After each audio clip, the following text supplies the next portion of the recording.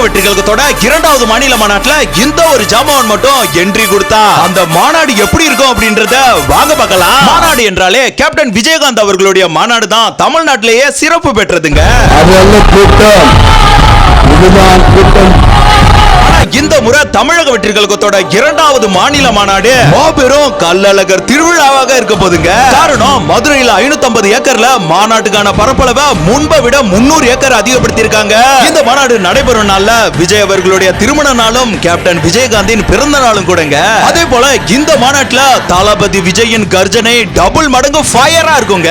அது வரைக்கும் நெருப்பா தான் இருப்போம். அடுத்த 2 மாதங்களுக்கு இந்த மாநாடு தாங்க பட்டி தொட்டி எல்லாம் ஹெட் நியூஸா இருக்க போகுது. இந்த சூழல்ல தமிழக வெற்றி கழகத்தோட இந்த இரண்டாவது மாநில மாநாட்டுல தல அஜித் அவர்கள் பங்கு பெற்றா இந்த மாநாடு எப்படி இருக்கும்?